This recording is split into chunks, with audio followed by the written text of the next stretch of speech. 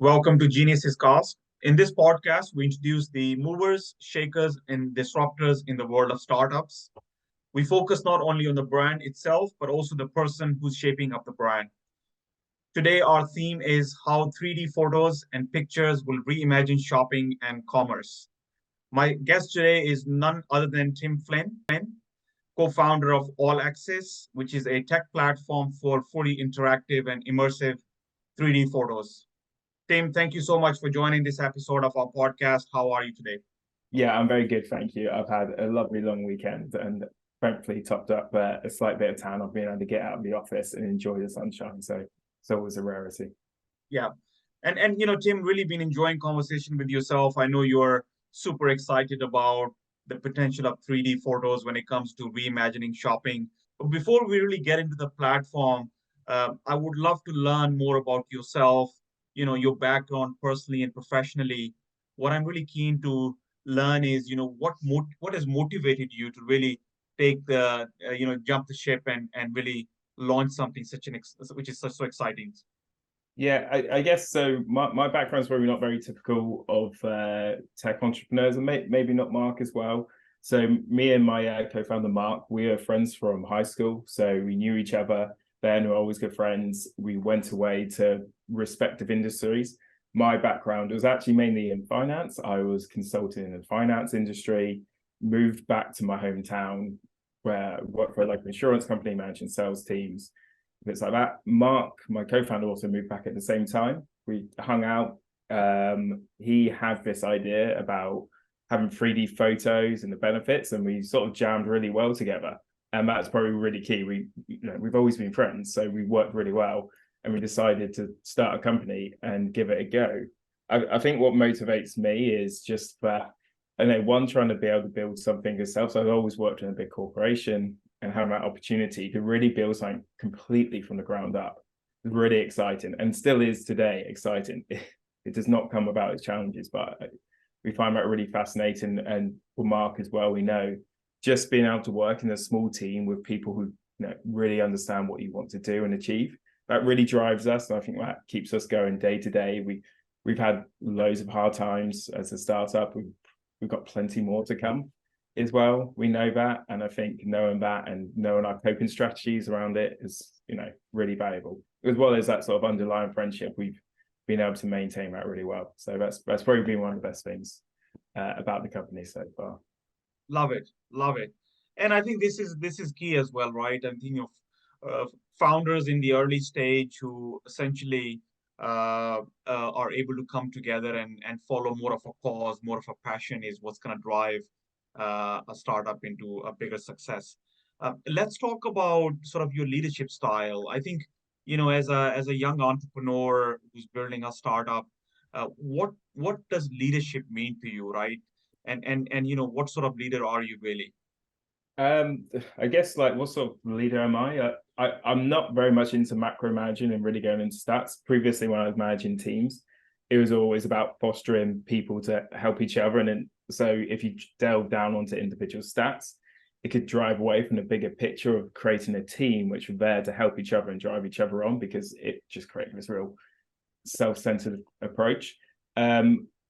Lastly, I guess with me and Mark, we're very much focused on being open and honest. We really have to be honest about what is working and what is not working. So we do have some sometimes brutally conversations where we have to sort of say, what is working and what isn't. We do an exercise. This is part of us being open and honest and being happy to accept this feedback from each other. I dub it 10 things I hate about you. It's a bit of a strange one. But we'll do a session where we'll go, so we've got every 6 months, sort of like what hasn't worked, but between us, like what don't I like that's happening at the moment? It might be maybe the balance of the startup versus like what are we doing there, or how we approach situations. And sometimes they're really, I would say, difficult because things maybe you didn't expect we're going to say. But there's also things where you think, I think I've been slack in this area. And when your co-founder says it directly to you, it really confirms it. Is like, actually, I need to improve. And actually, it's a really good way of clearing the air and being able to understand, okay, these are the things we need to improve on.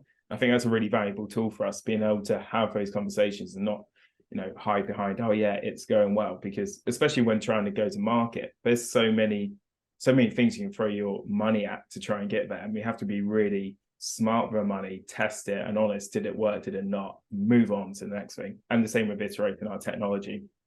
We've gone through numerous iterations trying to bring it to where it is today. So being honest about what's working and what isn't is really, really valuable. So what sort of leaders are we? We're just very open. We're very honest. Sometimes it can be a bit tough when you hear that, but I think it creates this really good relationship going forward. And with the people we work with as well, David, our other co-founder, Kimmy does a lot of their social media stuff for us as well. Really, so I think that works well for us. Amazing. Some really good tips there. Maybe let's just shift focus and talk about All Axix. Where did you come up with the name, actually, All Axix? It seems very unique. And also, I know you touched upon a little bit on how did you come up with the idea of All Axix. Maybe if you can explain a little bit more. Yeah, okay. So essentially what we're doing is we're taking photos from multiple angles, so you can then see a product any angle yourself. So it's any axis you can see the product on. So All Axix is just, you can see a product on any axis. This is probably hones to my really bad grammatical grasp. All Axix is actually a grammatical mistake. It should be AXES, we found out. Someone corrected us, but we've already done all our branding now. So it stays as, what is it up here? AXIS. But it works for us. All Axix is basically saying you can see something from any angle. How we came up with the idea, it was Mark built the initial prototype in his front living room. We'd done a couple of 360 spins, which are really basic tech, just round in a circle like that to be able to visualize a product. And we saw the benefits for his company. These are really dull products where we're just bottles or cages you see in supermarkets, but their conversion rates went up by 20-50% on all these products. And we were like, why doesn't everyone have this sort of technology? And we sort of looked at it and understood, because we're also really familiar with 3D renders and be able to create a 3D scene, and why doesn't that have a place on e-commerce sites? And realistically, we spoke to a lot of people in e-commerce to try and understand why. And one of the main things was it was really slow to load. Most 3D killed the reloading speed. So they didn't want it on the page.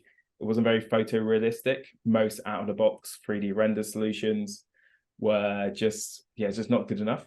They just wouldn't show a realistic view of the product. Or 360 spins were just seen as a bit dated, and they weren't fully interactive. You're only going around on one axis, hence All Axix when we created it. So we sort of set about trying to create a version where we use pre-rendered photos to be able to have on a customer's website. So we built a device to be able to go around the product and be able to shoot it from any angle. We then took on a third co-founder called David. David is our technical co-founder. He built a 3D viewer, which uniquely has a diagonal movement, and it was able to load instantly on page load. So compared to a traditional 3D rendered, mesh-based 3D scene, ours will load 10 times quicker. So that's sort of been our pillars of how we're building All Axix. It has to be completely faithful depiction of the product. So what you see is what you'll get out of the box, and it has to load instantly on page load. And that's what we've been able to achieve so far. And off the back of that, I don't know if I'm jumping the gun of any questions here, but off the back of that, we've seen great results. Our companies who are A/B tested with us, one of them achieved an increase over 6 months of 226% in conversion rate on one of their products. Real, huge returns. So they've now just rolled it out, and I'm seeing the figures come back, and across a wider range of our products, you can see it shooting up again, the conversion rate. So that's really impressive. The bounce rate also went down by, I believe it's 56%. Again, showing that if customers were left with nothing loading or slow to load page, the bounce rate would go up, and it didn't. It went down by 56%. So we were really happy with how it performed, and we've just been building a scalable version. So our aim is to be able to create a 3D photo for a company in under 5 minutes. We're not quite there yet, but we're in a place where we can scale and handle orders of hundreds in a matter of days for a company and be able to be able to put those out. So that's what we're looking to do now. And that's a nice segue as well. I think you partly answered that question as well. I've had many conversations with you, Mark, with you, Tim, and I've realized that conversion rate is key for you, right? And so do you think as entrepreneur or as a leader who's rolling out a new tech platform, focusing on that, not just the perfect product, but perfect product in the environment of the customer is key? Maybe share your thoughts for other folks who are starting out similar companies. What is the value of ROI, particularly in the market we're in today? Yeah, I mean, at the moment, budgets are really tight. If you're going to spend money on anything, everyone really wants to know what is the return on investment. And it's not good enough just to say it's going to go up maybe by 5-10%. For a lot of, especially larger firms, it's not worth the extra hassle is. So you really have to show how much value you are going to create for that company. So I think that's one of the most important things. A company we're hoping to work with, I'm going to try and copy how they do it. They literally will say, we've made this company an extra £100,000 this quarter. And I think that's a really good way to demonstrate your value within the space. And that's probably the best way to go to market. What is the value you're creating? First of all, for the business.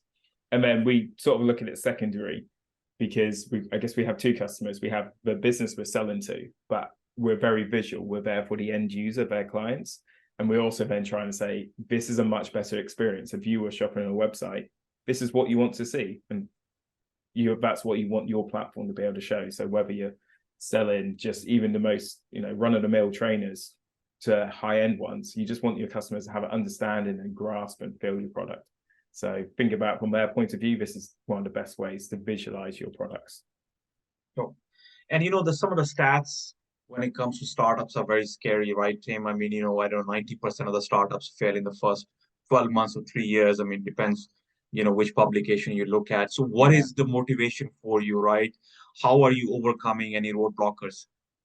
How we overcome, like persistence. We talk about testing small. You see people burn a lot of money quite quickly. They'll get their investment funding, and you can get very excited putting money onto lots of things. And you really have to, like with all our marketing, we test it very small. How much can we do for free? How much can we spend a small bit of money on? What's our returns?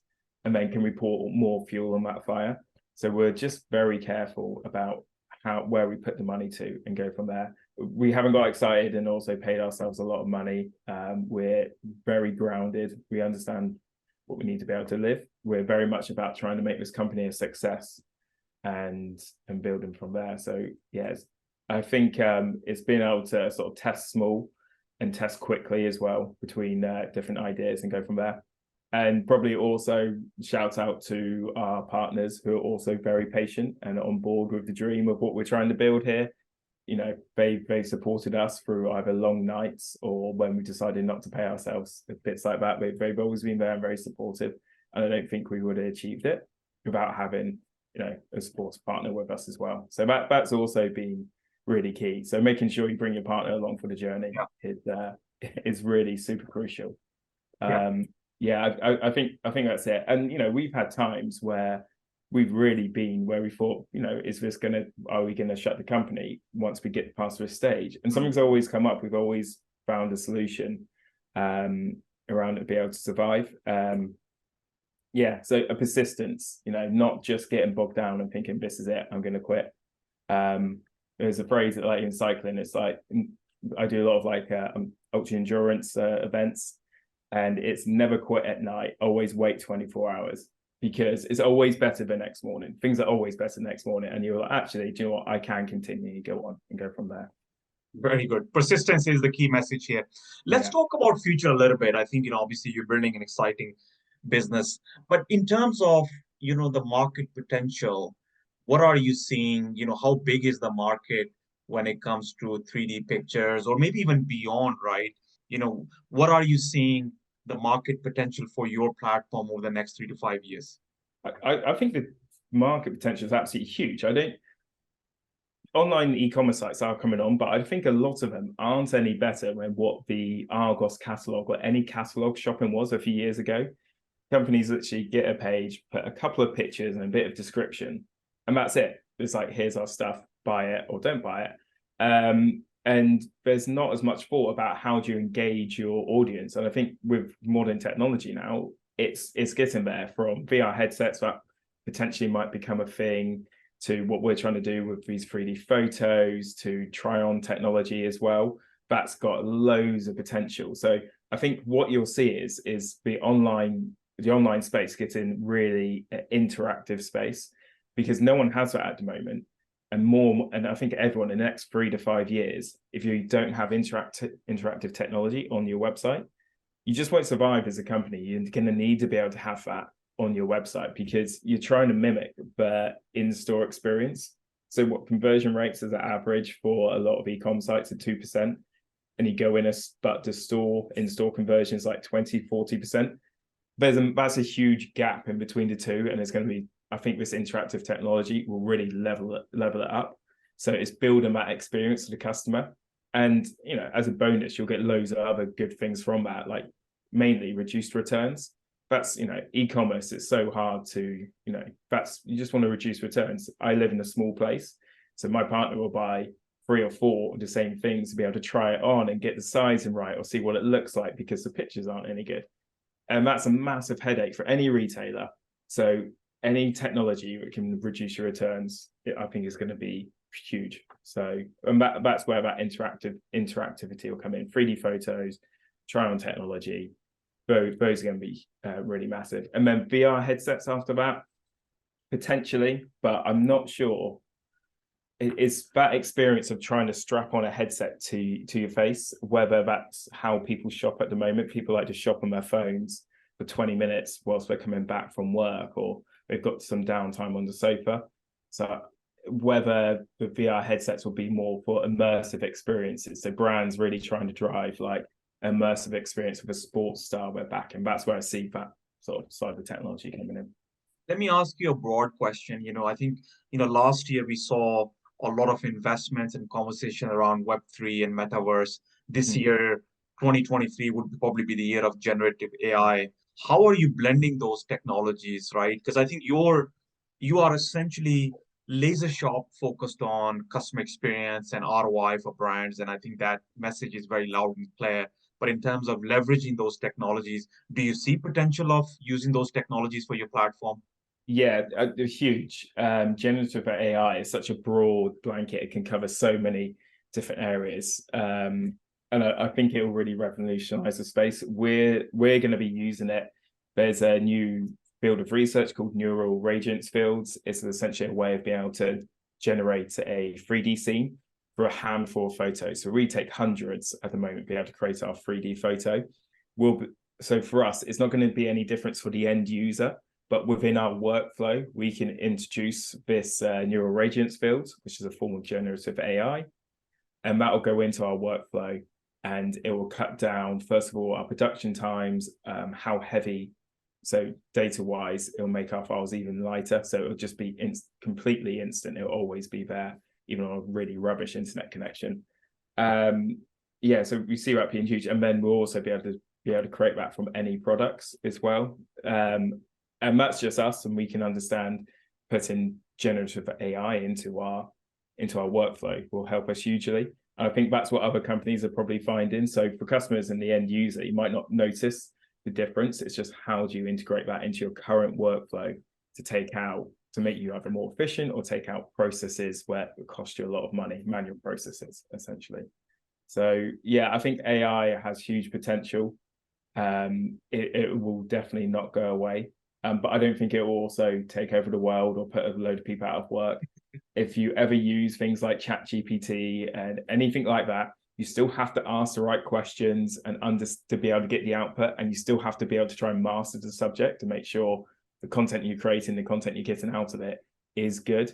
So you'll still need experts in that field. It just means you can iterate really quickly. You can just get through loads of ideas and loads of work really quickly, and takes away a lot of manual Googling and trying to read and understand articles. So yeah, I think, yeah, some of the things created by it is just incredible. And we're going to be using it ourselves going forward into the future. So 2023, I think it's just the tip of the iceberg. what comes next is going to be really big. Very good. And I like your vision of leveraging AI with human intelligence to really scale up. Yeah. Finally, lastly, do you have any advice for young entrepreneurs who are starting out on their own? You already are, way ahead in your journey, and there are a lot of young entrepreneurs watching this podcast who are sort of confused and maybe stuck somewhere. And any advice you can share with them? Yeah, I mean, I think first of all, we've really benefited from just advice from people. Don't be afraid to ask for advice. People are always really helpful and be able to get on a call with you. It's so easy to have a Zoom call like we're on now and just ask someone who's a bit of an expert in the field. And generally, as long as you're, genuine and you're not just trying to sell them something, people are really happy to give you advice and take it however it applies. We've had some really great advice from people, and we've spoken to people we thought this is going to be incredible, can't wait to speak to this person, and it's not really, it's not been good, but don't be afraid to go out and ask. And I had this bit of advice. I was training for an event coming up, and I thought this actually is really good for startups, and it was basically saying enjoy the ride, even if the enjoyment is completely retrospective. Check in with yourself and make sure you're still doing something which is good for yourself. That's it. So you might not get to, where you're having $1 billion company and you're selling it at that point, but make sure the process and everything you've done on that journey is enjoyable and it's good for yourself. Me and Mark being able to work together, it has been good, and we're really, whether All Axix becomes a brand name, like we'll Google it, we'll just go get All Axix 3D photo. That's what we want people to be able to say.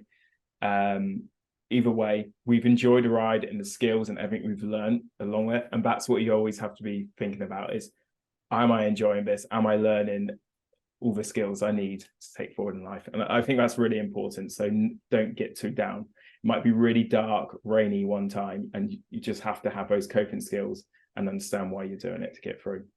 Very useful tip. I think your journey is as important as the goal itself. Thank you so much, Tim, for your time. And we are looking forward to seeing you and All Axix reach new heights. And please come back and chat to us again. Yeah, perfect. Thanks very much for having me on this podcast. It's great.